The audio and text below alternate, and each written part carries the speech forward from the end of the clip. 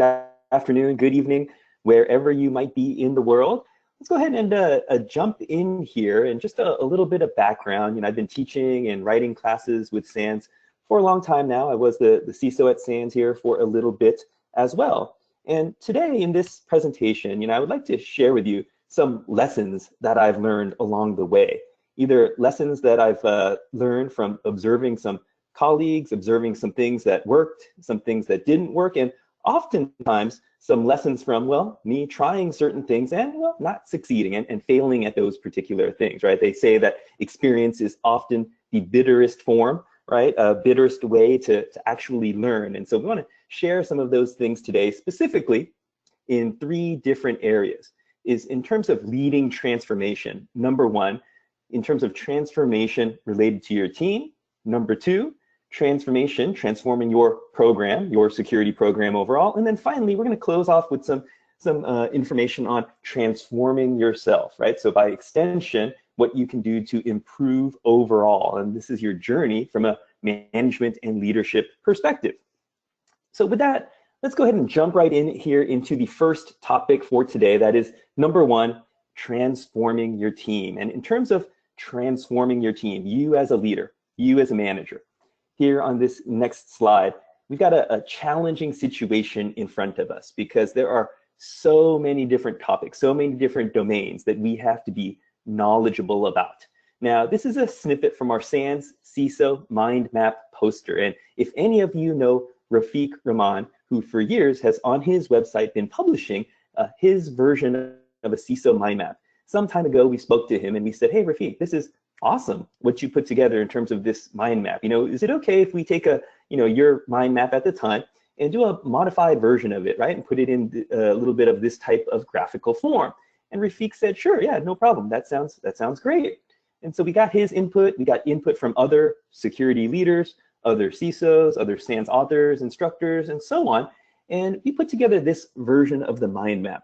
Now, if you take a look at this, and you look in the upper left-hand corner under security operations, and right under that, you've got identity and access management. And those are more of the technical activities that we as security leaders, security managers, security officers have to be knowledgeable about. All of those different topics, really, those are table stakes for us to succeed as a security leader. But as you can see from this overall mind map, there are a number of other domains in the lower left-hand corner: risk management and going around counterclockwise, governance, various leadership skills, and at the top, legal and regulatory. And in the upper right-hand corner, business enablement. And oh, by the way, we need to do all of these things to, well, build a sustainable culture of risk-based and security-based culture in our organizations. And so needless to say, as a modern security leader, as a modern security officer, we have a lot on our plate that we need to think about. Well, in addition to implementing these various items, in addition to developing these various skills, we've also, here on the next slide, have to lead and manage our teams. And there is a difference, we will say, between a boss, a manager, and a leader. Now, I've seen numerous slides like this, tables like this on the internet, on LinkedIn, on other websites, and so on. Now, I'm going to go out on a limb here and say that the slide that you see here right now is at least 50% better than some of those other tables that you see out on the internet, because for the simple fact that our table right here has 3 columns instead of 4. Many of the tables that I see out online really just have a manager and a leader column. And this is implying perhaps that, hey, a manager is somewhat perhaps lesser than a leader, if you will. And we don't think that's the case. To be a successful leader, you definitely need to have management skills and leadership skills, both management and leadership competencies.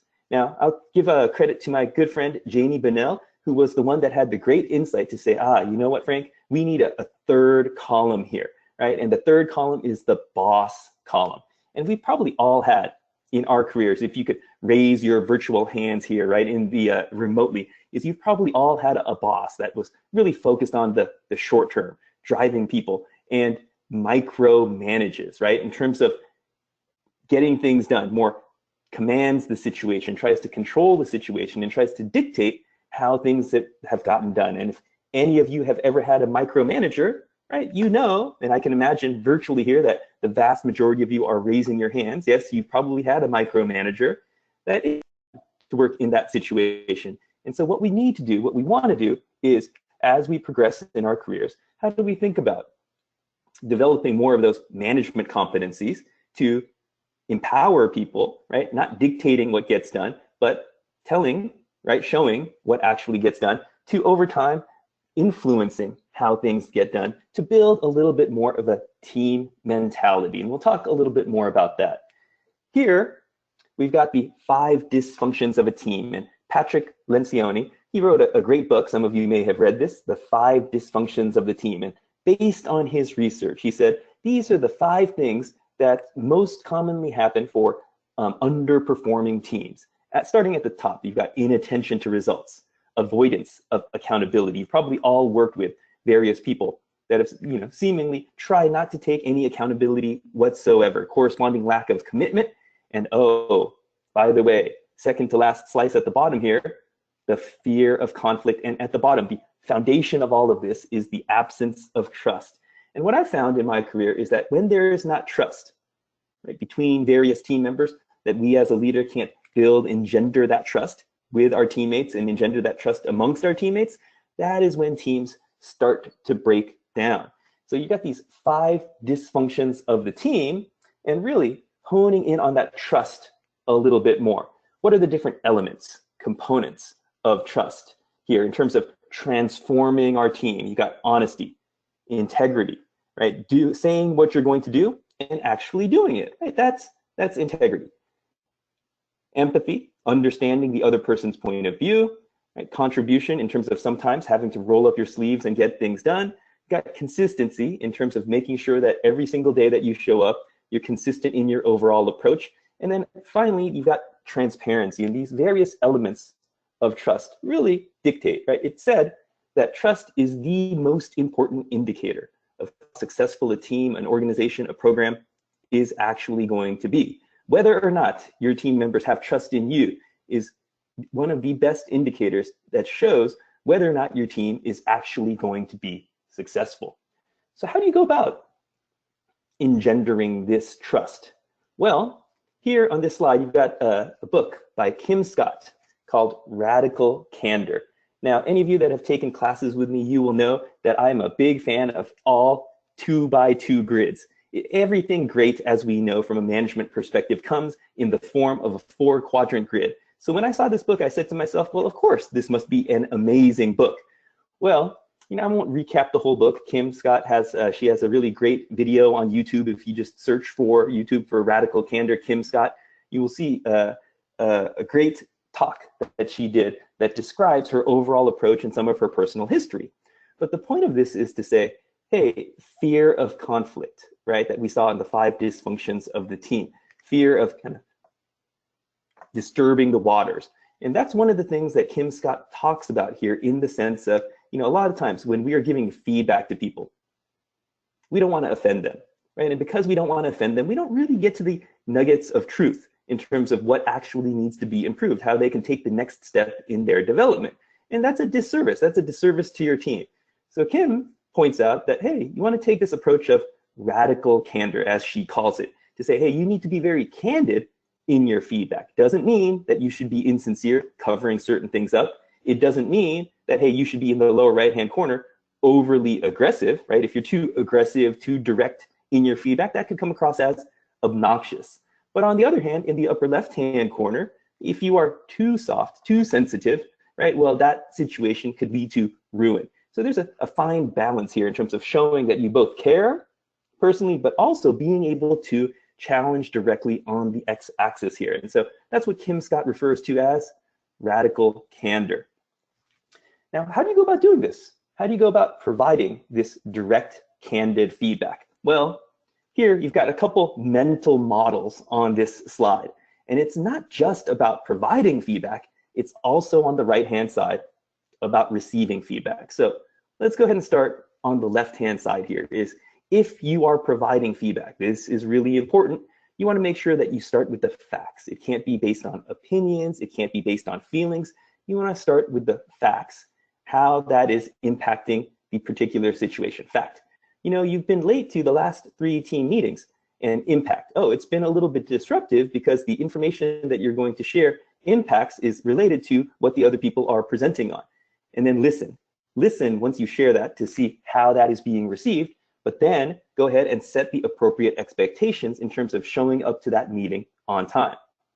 On the flip side, on the right-hand side here, in terms of receiving feedback, you got to be open, approachable, listening, asking clarifying questions, and then responding to that particular feedback. Now, we're not going into all of the details on how you can implement this, but these are 2 useful mental models here, right, that you want to remind yourself of when you find yourself in a situation with your team members, right, where you've got to provide feedback or receive feedback.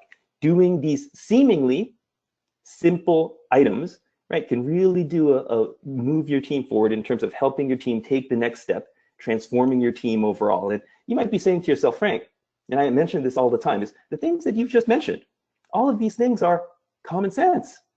And I will say to you, yes, these things are common sense, but they are not always common practice. And so what we want to do in terms of transforming our team is remind ourselves, what are those common sense things that we might know about, but in the heat of battle, in the day-to-day activities, right? Sometimes we might forget, and we want to remind ourselves. We need to remind ourselves, what can we do to turn that common sense into common practice? And doing these seemingly common sense things, yes, will do a big job, do a lot in terms of moving your team forward. So that was number 1, right? Transforming your team. So now I want to segue here into number 2, transforming your program here. Now, Douglas McGregor, he said, most teams aren't teams at all, but merely a collection of individual relationships with the boss. We've probably all seen and experienced this before. And by the way, each individual is vying with the others, right, in the organization for power, prestige, and position. And this naturally causes a conflict. And so, well, what do? In addition to those best practices that we just talked about, well, you need the team to work together, to have a common shared goal. And really, this gets us to the fact that you need a vision, a mission for your security team, for your security program, and your security department. In his classic business book, Jim Collins, right? Jim Collins wrote in Good to Great, Why Some Companies Make the Leap and Others Don't, that, hey, one of the things that you want to think about is, well, what is your BHAG, your big, hairy, audacious goal? And this BHAG, right, your visionary goals, if you will, according to Jim Collins, is a combination of 3 different things. Number 1, what are you deeply passionate about, right? Number 2, what drives your economic engine? And oh, by the way, number 3, what can you be the best in the world at? And the intersection of these 3 things is your BHAG, your big, hairy, audacious goal. And this is important for us as leaders, as security officers, is we need to provide the team with that vision. What is the path forward? What are the steps that you need to take? And you can apply this not just to your security team, not just to your security program, but to yourself as well. Imagine that maybe I've got a goal, a personal vision, something that I'm passionate about, that I want to become the best instructor in the world, right? A seemingly impossible, seemingly unattainable goal. Well, what are the things that I actually need to do to accomplish that, to move forward in that, to potentially be the best in the world at? Because I love it. Well, I'm going to have to then teach a number of classes, write some courseware. I'm going to have to help others teach that material as well, speak at other third-party industry events, and so on. All things that I could do tactically, right, to achieve that big, hairy, audacious goal in the future. Similarly, you want to make sure that you got a vision for your overall security program. Now, when you've got a vision, this usually means that there are some strategic objectives that you will define, that your organization as a whole defines. Now, at the very top, if you are a for-profit organization, you might have some financial related goals like increasing profitability by lowering costs, increasing revenue, and so on. Alternatively, right, if you're not just driven in a for-profit sense, right, you might have other customer and stakeholder goals in terms of improved satisfaction, faster turnaround time, and so on. Now, these things are things that the organization as a whole cares about overall. But look at this bottom row here. Is I have found from building and leading security teams is that a lot of times we spend the vast majority of our time on the things at the bottom, improving our security knowledge and skills, improving our tools and technology, deploying more tools and technology. And certainly, those are valid things that we need to do. But remember, when we saw the CISO mind map at the very beginning of this presentation, right, there was the technical areas were just one of the elements, and being knowledgeable and being an expert in security operations and those technical capabilities as a security leader, that is just table stakes, right? You have to know that stuff. And so your security capability down here at the bottom, it's not important so much in and of itself, but it's important in how you use those capabilities to improve your business processes, improve your availability, resiliency, efficiency, that leads to either improved compliance, improved products, and therefore then perhaps in this example leads to increased profitability. And so once you've got your vision, you've got your corresponding strategic objectives, right? You want to be able to map your security capabilities, security tools, processes, and so on to these various items that are important to the rest of the organization. Once you do that, then you need to tell a little bit more of a bigger story, right? Part of that bigger story is saying, well, where are we today in this dark shade of blue? And where do we want to get to in the future? Now, I tell this story all the time because it really illustrated to me, well, what senior leadership, what executives, what board members are actually looking for. I was meeting with my CFO one time. And my CFO, you know, my personal goal with meeting with the CFO was to start to socialize with her the business case that we were going to propose to get increased funding for the security program. Well, about 5 minutes into the meeting, she stops me and she says, Frank, we get it. We in finance, we understand. We know that cybersecurity is important. But you know, what we really want to know is, are we spending too much? Are we spending too little?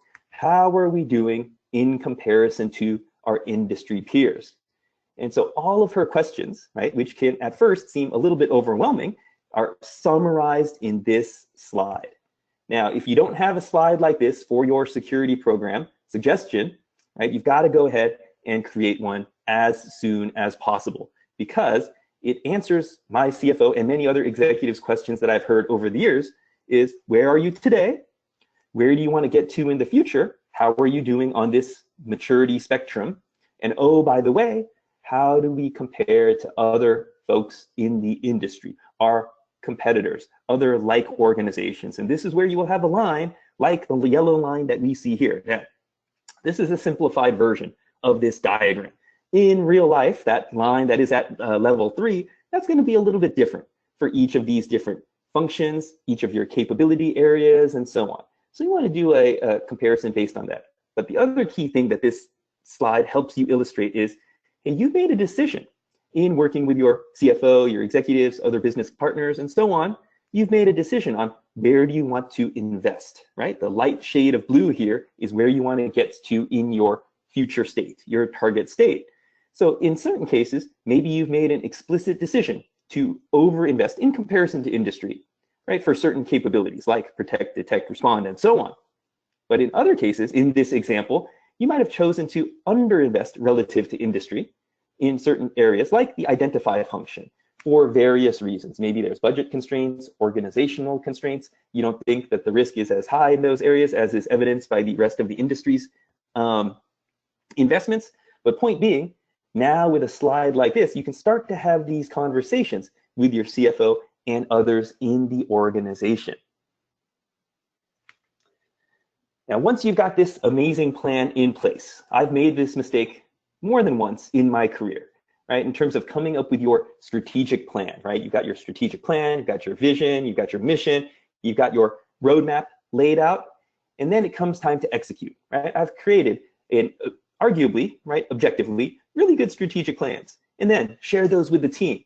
And some of you may have experienced this as well. The team, they don't jump up and down and say, Frank, this is great. When can we start to work on this and implement this? They say, oh, great. Now it's more work for us to do. And oh, we didn't know about all of this stuff, right? So point being, if you don't communicate, if you don't socialize with your team on what the plan actually is, then basically you don't have a plan, right? Because your strategy needs to be socialized over and over and over again. Now, I've done this, seemingly, right? Numerous ways. You socialize, you share your strategy in your quarterly all hands meetings. You share your strategy and your plan in your weekly or bi-weekly, monthly team meetings. You share it in your newsletters, you share it in email communications, and so on. Now, the problem with that, though, is that if you count up what I just said, how many times per year is your overall strategy, your strategic plan being shared? Well, maybe, I don't know, 30 times, 50 times, 75, 100 times? Let's say it's 100 times that your strategy is being shared kind of formally, officially, throughout the course of the year. Well, that is not enough. There's a guy by the name of John Candor that wrote a really good book called Leading Change. And in that book, he defines what he calls the 8 different steps for successfully leading change in an organization. Well, I won't go through all of those 8 steps here, but one of the little nuggets of wisdom that he mentioned is, hey, when you're trying to socialize, communicate, share your plan, of course, you got to communicate it as much as possible, but you can't just do it 100 times a year in your formal team meetings. So suggestion, go ahead and have all of your key leaders and all of your key technical leads every single day. Challenge them to talk about your plan just 5 times every single day, right? But in conversation. So when somebody brings up a new idea for a project, ask them, have your team members say, oh, well, how does that relate to our plan? And if somebody brings up something else, right? Oh, well, where in the plan was it? Right? So those are small little touch points that on an everyday basis will, over the course of a year, result in you talking about your plan and your team talking about your plan perhaps thousands of times. And so from a strategic communication perspective, remember, if people don't understand your plan, well, you basically don't have one because it can't be successfully implemented.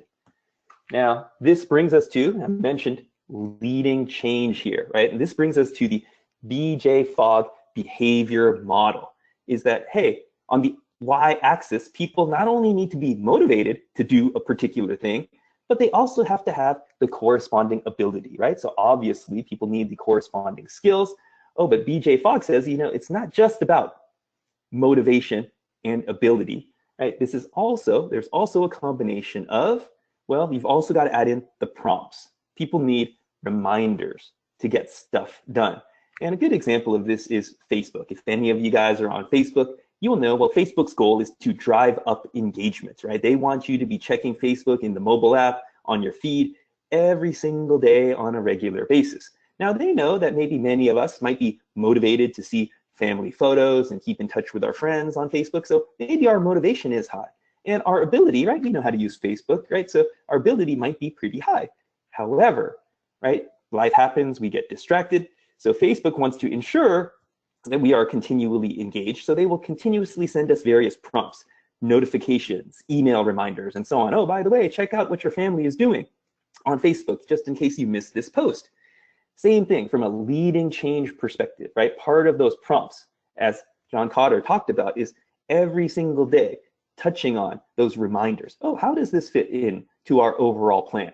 So not only, we got to summarize in here, we got to start with our overall vision, our overall mission, right? Tie that back to our various strategic objectives, lay out our path forward in terms of our current state, future state, industry comparison, and then, right, think about how do we communicate that? How do we lead change on a continuous basis to build a more self-sustaining, security-based culture? Now, I don't know about you guys, but over the years, I have seen many security teams disintegrate. High-performing security team, but a handful of key leaders, a handful of key technical people, they leave the organization for various reasons. And over time, I see that security capability of that program slowly start to disintegrate. And that is an indication that it wasn't self-sustaining because, yes, the cultural change needed to ingrain these various behaviors that we're talking about here, more security-aware behaviors, wasn't built in, right? It was just certain people kind of being the glue to keep that program together. All right, so we just talked about number 1, transforming your team. Talked about number 2, transforming your program. So let's go ahead and switch gears here and talk a little bit about transforming yourself kind of on this leadership journey overall. Now, from a transformation perspective, personal transformation perspective, we're going to mention here 3 different things: coaching, mentoring, and sponsorship. So this is not only you perhaps seeking out coaching, mentoring, and sponsorship, but this is also you, right, offering coaching, mentoring, and sponsorship to your team members. Because, hey, not only will this help you in your career, but going through these activities will also help you improve in these various areas as well. So if we take these one at a time, well, what is coaching? That's focused on building specific skills, improving your performance. When I had my first big executive job, the organization said, hey, this is just standard practice. We get all new executives that come into the organization and executive coach, because we want to help ensure that you are going to be as successful as possible.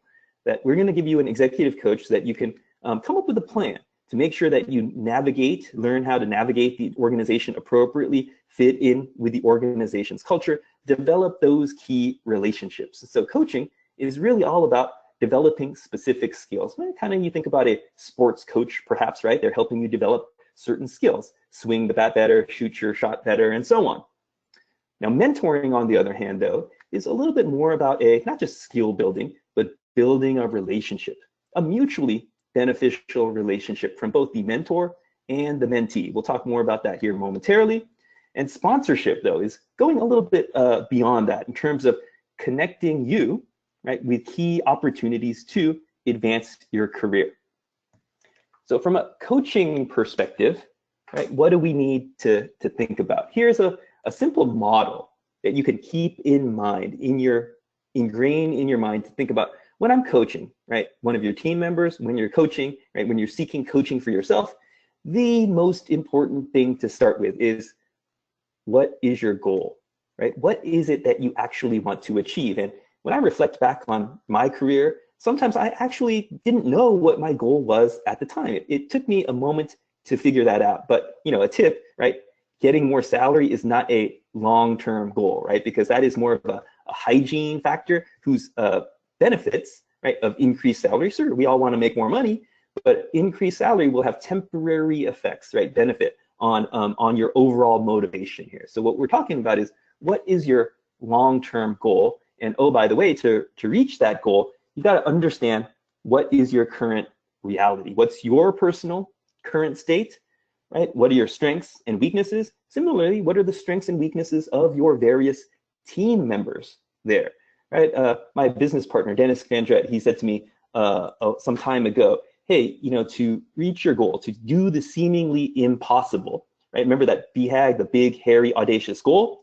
Well, to reach that goal, to do the impossible, you've got to first start with what is necessary, right? To then do the possible, which will then set you up to do the impossible there in terms of correctly analyzing your reality, which will then lead you to figuring out, well, what are the options, right? What are the different paths forward here that lead you to the overall way here in terms of which option will actually work best. So a little bit of a model here, right? The GROW model, to think about, well, what are the different questions you should be asking yourself when you're coaching for yourself or coaching one of your team members. So that brings us to mentoring here. Now, over my career, I've been lucky enough to have some people ask me, hey, if I could be their mentor. Now, I don't always immediately say yes when somebody asks me, right? Because I want to get to know the person a little bit first, because I'm always thinking to myself, hey, number one, can I actually help this person, right? Do I have the right experience, the right background to help this person, or should I, suggest they talk to somebody else? But then I also ask myself, once we start to get to know each other, will the person actually act on some of the feedback, right? Will they take action on some of those things? And then the third thing I always ask myself is, hey, what can I learn, right? Can I learn from this mentee as well, this person as well? And so mentoring, right, is more about a joint relationship. And I've got some relationships here where it started off as a mentoring relationship, but it's turned more into a peer relationship, more friendship over time. And this is where you can, explore your mutual, right, experiences, your mutual goals, your mutual aspirations here in terms of this mentoring type of relationship.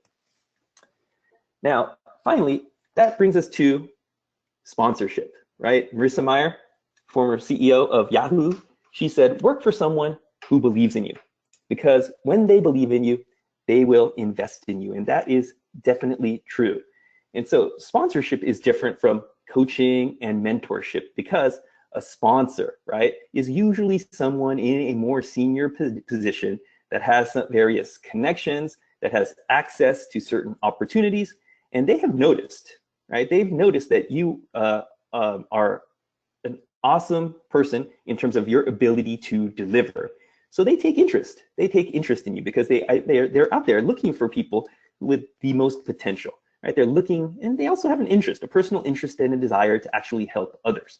Now, you might want to, I'll rhetorically ask you, right? If you have a sponsor, right? And one thing to think about is if you want to take that next step in your career, well, who is your actual sponsor, whether in your company or someplace else somewhere else in the industry, right? Because by connecting you with some key opportunities, both internally or externally, a sponsor can do a lot to help jumpstart your career and take you to that next level if that's something that you're looking for. Now, this is related to this concept of the PI, performance, image, and exposure. Now, this was coined by a gentleman by the name of Harvey J. Coleman. Now, Harvey J., he worked at IBM back in the day, and he was rapidly rising up through the ranks. But at some point in time, he hit a ceiling, and he was trying to break through the ceiling in terms of progressing in his career, and he found at the time that he couldn't do it. And so he was a little frustrated, and he wound up actually quitting IBM, doing his own consulting. And it wasn't until years later that he realized that, hey, you know what? The reason that I couldn't advance was related to what he called the PI, performance, image, and exposure. And he said that, hey, you know, his performance in terms of kind of reaching that next stage in his career, his performance was only 10% of his career advancement. And in terms of doing your job extremely well, because remember what we said, right? That security operations box, a lot of those technical activities at a certain level in your career, that's just table stakes, right? You have to know that stuff. So it's not just about your performance. You've got to be an awesome performer to even get invited to the party to begin with, right? So performance, according to Harvey J., only 10% of your career advancement. Image then, on the other hand, in terms of how people view you, how you're perceived, and so on, image accounts for 30%. 30% of your career advancement. Okay, well, that's more important, right? Once you reach a certain point. But if we quickly do the math, Harvey J. says that your exposure to the right people and knowing those particular people. Remember what we just said about the sponsor? That accounts for 60% of your career advancement. Example, and I give this example all the time. Imagine, remember, every year when it comes to performance review time, you and your peers and your boss, you get around and you're reviewing all of the people on your overall team, and you're sharing the different ratings, and that's when promotions are discussed as well. Well, if you have somebody on your team, Sally, who's been doing amazing work all year, and you want her to promote her and give her a substantial raise, and you mentioned this in the meeting, but if this is the first time that your peers, your colleagues, your boss has heard Sally's name, is Sally going to get the promotion? No, of course she's not going to get the promotion, right? Because she hasn't had the right exposure. Now, Sally not having the right exposure, whose fault is that? Well, it's your fault as the manager for not giving her the right exposure along the way throughout the year, but it's also actually Sally's fault, right? For not realizing that she needs that exposure if that's something that she wants to do in her career. So career management, your performance, your image, and exposure here in terms of making progress. Now, lastly here, this brings us to the 6 C's of career advancement. One of my mentors is a guy by the name of Steve Katz. Some of you might be familiar with him. He's widely regarded as the world's first CISO because he was the CISO at Citigroup in the 90s. When after they had a breach at the time, they said, oh, you know what, we need to bring in somebody that is accountable for all of these security-related, risk-related activities. And so they brought in Steve. And you know, when I've talked to Steve, you know, as things have happened in my career, he regularly goes back to what he calls the 6 C's, the 6 C's of job change. And if we take a look at these, you've got number 1, challenge, right? Why do you want to take this new role, this new opportunity? Is it because it's something you haven't done before, something new you want to learn? The challenge associated with that. Number 2 is chemistry. How well will you think you will be able to work with your new colleagues, your new peers, your new boss, and so on? Is there the right chemistry there? Number 3, do they have commitment, right, to you as an organization, to you as an individual, or are they just looking for somebody to come in and be that security throat to choke and kind of take the fall if something goes awry, right? What is their actual commitment to you?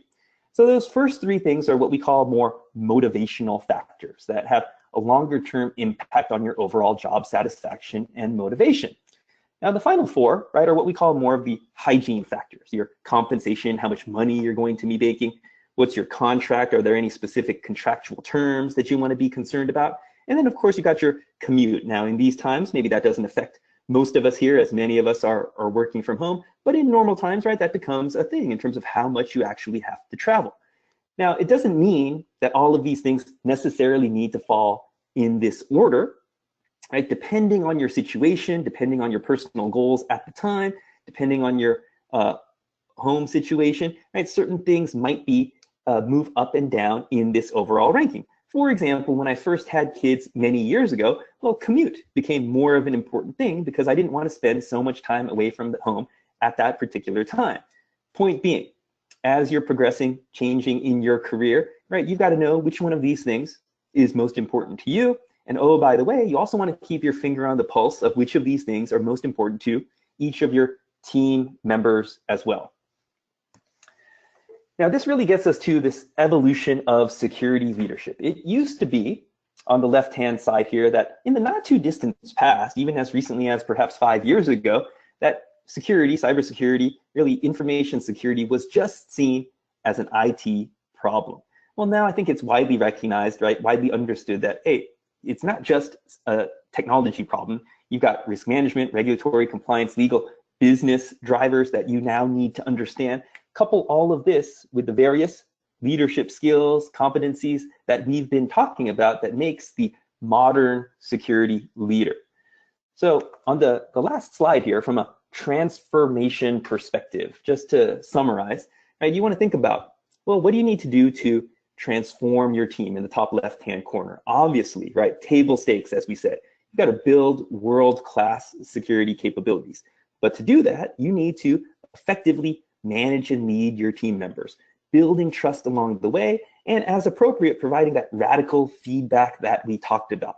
And doing these things will really help transform, right, your connection with the team and transform the way that the team operates, moving them from individuals, right, to a team, a program with more common goals related to, in the middle here, transforming your program, coming up with that vision, mission, that big, hairy, audacious goal, the corresponding strategic objectives that need to be accomplished, looking at your overall maturity, your roadmap in terms of your progression from your current state to your future state, comparing it to the others in the industry, and leading change to ensure that all of these things get done.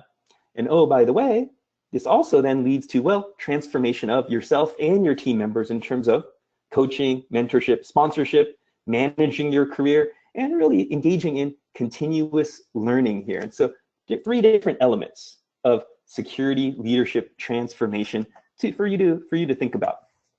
So just in summary, right, a lot of the things that we talked about here are based on the Management 514 course in the top center here, the Strategic Planning Policy Leadership class, of which I'm the author. I'm also the author of the Management 512 course, Security Leadership Essentials, on the top left. We've got a few other new courses that I just want to draw your attention to. We've got Management 516. That class is all about building a vulnerability management program. And I know none of you have problems in terms of patching your vulnerabilities at work, but that's not only for how do you scale this in the enterprise, but also for the cloud as well.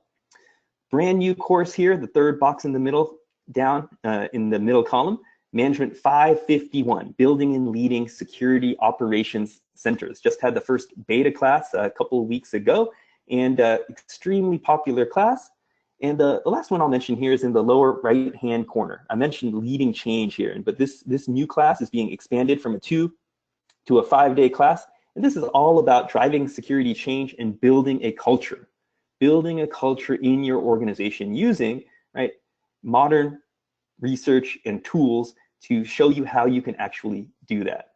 And so with that, let me go ahead and stop here, right? Open it up for any questions, any comments.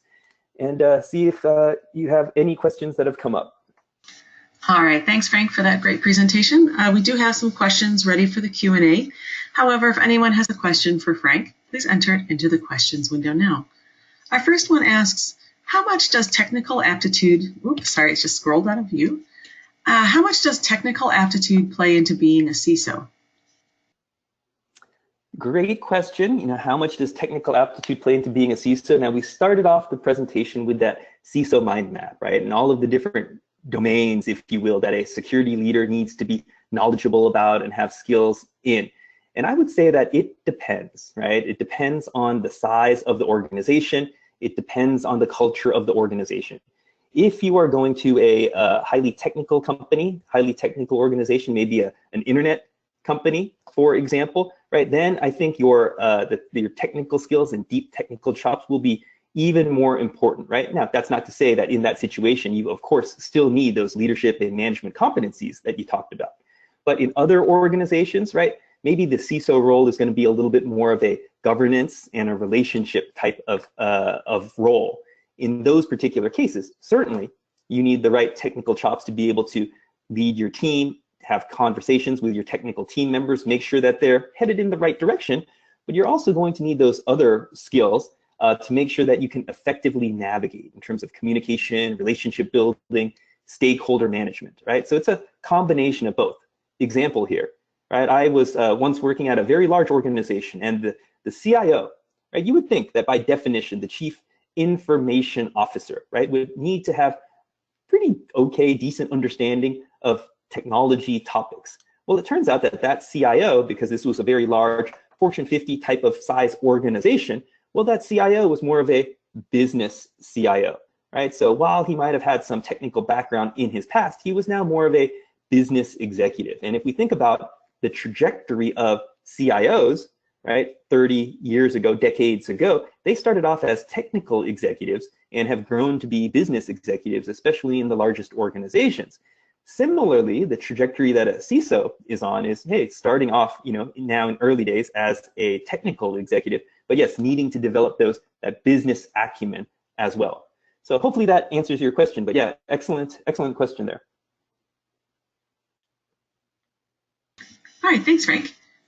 Just want to pass on some feedback. They say this was a superb presentation, one of the most valuable SANS webcasts I've ever attended. Thank you. Okay, so then someone asks, suggestions for working in an organization that has too many chefs in the kitchen. Suggestion that has, let me make sure I got that right. So in your situation, you've got an organization that has too many chefs, maybe too many decision makers in the kitchen. I have seen this in terms of some organizations, and especially I will say in higher education, right? In higher education, and I mentioned kind of stakeholder management a few moments ago. And every organization has its different quote unquote rock stars, if you will. In higher education, those rock stars are the professors, right? In a healthcare organization, the rock stars are your physicians, your care providers, and so on, right? And I have found that depending on the organization, depending on the industry, depending on the culture, some of those key stakeholders will have more or less say, right? And so a lot of times, hey, maybe the professor or the doctor might think, right, that they're more of an IT or technology expert than you are. And so part of that is defining the appropriate roles and responsibilities, defining which team is responsible for what, the corresponding RACI, who's responsible, accountable, consulted, and informed. But also in those particular cases, right, you probably have to stretch your negotiation skills a little bit more. And part of this negotiation is in those particular cases, you might need to jump back to being a little bit more objective, right? What are the facts? What are we trying to solve? But related to that is, you want to make sure that, hey, you are able to push the program forward in the right way, given your area of responsibility.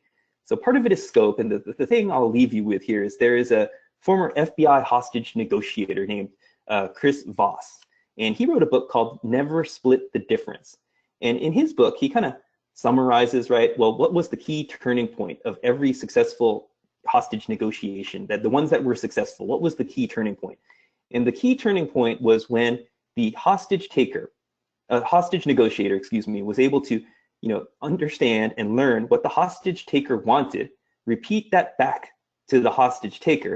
And at the point where the hostage taker said, yes, that's right, you do understand where I'm coming from. At that point, right, Chris Voss says that was the point where all of those negotiations successfully turned.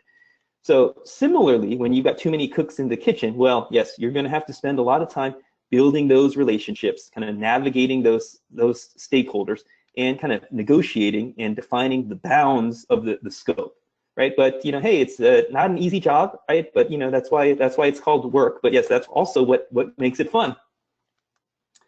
Good question. Appreciate that. All right, thanks, Frank. This next one says, "Hi, Frank. Can't thank enough for sharing the knowledge. May I ask if there's going to be more sessions under becoming a CISO?" Or Frank, maybe there's some in the past that we can reference to. Yeah, we do have some prior ones as well. I mentioned some of these other classes. We do have some webcasts on leading change and developing your culture, as I mentioned. We have had some other ones on becoming a CISO, but we will take that input to heart here. And what we like to do is, based on this feedback, if sounds like you guys found this valuable, so we will definitely look to schedule some additional sessions that are like this one going forward as well. Oh, that actually also reminds me, we do have an archived half-day virtual summit, and if I remember correctly, it was 4 hours long. I was the moderator, the chair of that. And it's called, if you search the SANS webcast archive, it's called Managing in Turbulent Times, kind of security leadership in these times. And if you just search for that, you will find there's presentations by 5 different security leaders, 5 different CISOs that cover topics related to this. So Carol, thanks so much for reminding me about, oh yeah, there is an archive that you could check out. Yes, and I'm gonna put that link right in the chat window now. It was May 5th. So that's ready to go for anyone who's interested. Okay, I came into cybersecurity management without a technical background. How much time and effort should I personally spend going back to get in-depth knowledge on technical functions? Excellent question. This has come up a number of times. I've had people ask me this, and I was at RSA, earlier in the year, and a number of people that came up with a number of people as well. And I will say, when you ask a lawyer or anything, right? We know that their response most of the time is it depends, right? And I will say it depends, right? So you want to have enough technical knowledge, right? Remember that mind map that we talked about, right? To be able to have conversations with your team, understand what the team is talking about. Now, certainly, as a manager, leader, security officer, unless you're in the smallest of organizations that is just being started, you're not going to be the one that is hands-on keyboard typing these commands, reconfiguring the systems, and so on. Right? So you don't need that level of kind of depth of technical knowledge. Now, it is useful to have that or be familiar with that, right? So you want to be familiar with the different domains so that you can talk to your team members, right, and gain their respect and so on. Now, but I will say that in medium to larger organizations, right, the capability that the vast majority of security teams are missing to kind of take the leap to the next level. Many security teams have trouble getting budget, have trouble getting buy-in, have trouble showing leadership what value they're bringing to the organization. So while you as the security leader need to be knowledgeable about, yes, those technical areas, well, the other skills that we've been talking about today in terms of these leadership, management competencies, negotiations, communications, planning, right, coming up with your vision, communicating all of that to the rest of the organization and successfully navigating it, that is a key skill that a lot of technical security teams don't have, and they will appreciate, right, you being able to bring that skill. So, going back, it depends, right? It depends on the situation. I once inherited a security team that was all extremely technical, all really skilled in one particular area of security, and they had an inherent sense themselves that there's kind of something wrong with the team, but they didn't know what else they actually needed until we were able to bring in some more of these other elements that we were talking about. So yes, it kind of depends, kind of related to that row model that we were talking about here is, hey, what's the current reality? What does the team need at that particular time? In some cases, they might need a little bit more technical guidance or technical nudging. In other cases, right, they might need these other elements that we're talking about. So excellent question, appreciate it. All right, thanks. What resources are available to get industry maturity and spending for comparison to our own organizations? Excellent question. Now, this is the question related back to those horizontal bar graphs that we saw, the dark shade of blue and the light shade of blue, and that line that indicated mature industry comparison. Now, I'll give you the bottom line up front, right? The bottom line up front is that in the vast majority of cases, you got to buy that information. You got to pay somebody to get that information. You got to buy it from one of the big consulting companies. You got to buy it from one of the big research organizations like Gartner and so on, right? Because, well, hey, part of their work, part of their consulting, and part of their research is collecting big amounts of industry data and aggregating it up so that you can do those comparisons. Now, I will say that it's not cheap, right? You're going to have to pay for that information, but it's money well spent, right, to come up with that slide. Because as I mentioned, the CFO is asking for that. CFO and others are asking for that. Now, you might be thinking, in some cases though, right, in smaller organizations, I've had situations where I was able to honestly come up with that myself based on my industry experience, talking to others, participating in other industry forums like ISACs, information sharing analysis communication forums, and so on. Now, if you're in a larger organization though, and you might be thinking to yourself, well, let me go ahead and save some money, and I'll just, based on my experience, the team's experience, my connections, I'm going to create that line, that industry comparison myself. Invariably, at some point, leadership is going to ask, well, where'd you get that information? And if you say, hey, well, we created it, well, it's not going to have as much credibility. So part of the reason that you want to get it and pay for it from a third party is you want that third party rubber stamp of approval that you can then use to engender credibility with your audience. Also, right, if you buy it, well, hey, next year when you got to redo your analysis, right, you can just simply get the updated data, right? So it's a little bit less work in the longer term for you as well. All right, thanks. And speaking of that data, someone wants to know how can they find the peer comparison data you referenced? Yeah, the good news is that these the companies that sell this data, that sell this analysis, right? So the big four consultancies, the research organizations like Gartner and so on, they divide it up by industry. Now, for common industries like retail, financial services, higher education, things like that, right? That data will be available from these organizations. Now, depending on your company, though, if you work in a particular niche, like for example, I had a client who was in manufacturing, but the way that their company was structured, it was really a niche of manufacturing. So it wasn't really apples to apples to compare to kind of the manufacturing sector as a whole. So in those cases, right, you're probably going to need to work with those companies that you buy the data from to see if they can slice and dice it and if it is appropriate for you, or in some cases, find an equivalent comp. For example, right, a retail organization that has had a breach and said, look, we need to really improve the state of security. They are now the leading, one of the leading retail organizations from a security maturity perspective. But they don't want to stop there. They then turn their gaze to compare themselves to financial services, which is arguably the most mature industry sector from a security perspective. So then you might do that by doing a industry comp to a similar enough, right, industry based on where you're at from a maturity perspective. All right, thanks. How much value will the 1-minute manager skills help in the transformation of a team and self? I don't think I'm familiar with the 1-minute manager skills, but based on that term, it reminds me of a book called The Rules of Work by Richard Templar. And the Rules of Work, if you haven't checked that out, is each chapter is relatively short, really short, just usually a few pages long. And sometimes each topic of each chapter is some seemingly common sense thing, like we mentioned, like, hey, dress for the job that you want, not the job that you have, dress the part, and so on, all the way up to more kind of advanced topics, if you will.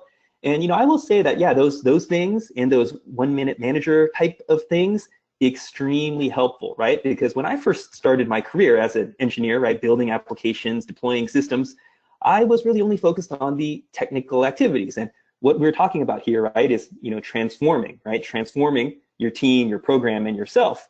And to take that next step, right, you've got to make a lot of those 1-minute manager skills, if you will, right? You've got to make just that kind of common everyday practice. All right, thanks. How do you balance manager versus mentor, dealing with tech issues that others can't fix? Wow, yeah, that's another great question. I've seen this many times, is that one of the problems, situations that arises, is that a lot of times people get promoted into a management position because they are the best at their job, right? So obviously, if you're the best at your job, you should get promoted. But when that technical expert gets promoted into management, sometimes I've seen that technical expert who's now the manager looks around and says, hey, all my now new team members are not doing the job as effectively, efficiently as I could do it, right? And so this is the big challenge, is that now person going into the management role has to say, hey, I'm not going to be the one doing the work anymore, right? I need to enable my team, show the team, right? Get them to improve, to do that work instead of doing it yourself, right? I'm not, if that's what you're saying. And when I was interviewing for an executive job once, and they knew I had a technical background. And so they said, Frank, how much technical work do you think that you'll be able to do in this role? And it was a pretty senior role. And the right answer, I'll ask you, rhetorically, pause for just a moment. What do you think the right answer was? And yeah, the right answer was, well, none, zero, right? The benefit of me having a technical background in that particular role was that, hey, I would know, I could help define the roadmap, the plan, the path forward. I know whether or not the team members are on the right track. I know whether or not the team members are BSing me, and so on. So, to answer your question, I think that, yeah, part of it making the leap here in terms of transforming yourself is also, right, knowing when to, analyzing the situation, right, back to that grow model there, is, hey, making sure that you enable the team to get the work done instead of us having to do it for them. All right, thanks. What path should a blue team personnel follow to become a CISO? Oh, good question. Now, I would say that it's maybe, I don't know if it's specific to blue team, right? I mean, from a blue team perspective, right? You've got your your traditional SOC analyst capabilities, your continuous monitoring, and so on. I mentioned the management 551 course that John Hubbard has done an amazing job kind of putting in, how do you build a world-class SOC there? And I think like any other of the technical domains in security, I think that the things that we talked about in terms of kind of making sure, remember the pie, right? Your performance, right? Once you make the decision that you want to take that step in your career and kind of advance further, performance, right? Your technical capabilities are only 10%, right? 10% of your career advancement. So it's really focusing on some of these other areas, getting yourself out there, and really most importantly, building relationships with others. I mentioned Steve Katz earlier, and he told me that when he took that job at Citi years ago as the world's first CISO, Citi, as we know, is a huge organization, and he spent the first 6 months of his time there basically on a plane every single week, right, flying around the world to meet all of the other key leaders. And so it's going to be, a lot of it is really going to be relationships. Yeah, good question. All right, thanks. How do you get a big organization with a CISO without staff interested in investing in a CISO office? That is a good question. I would say that part of it goes back to, hey, if there's no formal CISO, it sounds like there's an opportunity for you to maybe kind of step up and fulfill some of those responsibilities, right? In the sense of coming up with your plan, coming up with the vision, right? Building these relationships, getting stakeholder input, and kind of putting that stuff together. Now, hey, maybe that will become you, right? Or maybe that will make the case clear for that somebody needs to be brought on to actually do this. And one of my friends, he is one of the direct reports to the CISO at a large organization. And that CISO said, hey, you know what, I'm not going to be here forever. And one of you, my few deputies, trusted deputies, is going to probably become the CISO when I leave, right? And so that created a little bit of competition, right, between the team. And maybe that was intentional by that CISO. But talking to my friend, I said to him, hey, one of the things, if that's what you want, if you want that job, right, then just go ahead and act like it, right? Act like you do the things that you think a CISO should be doing in that particular position, and provide some value to your CISO to differentiate yourself, to elevate yourself, to show that you can do that. And what he wound up doing was, example, is he said, hey, to his CISO, he said, hey, I know you have this really big meeting, in a couple weeks with these particular stakeholders. Now, I prepared a one-page brief of some talking points that you might want to consider. You don't have to use it, but if it's helpful, I prepared it for you.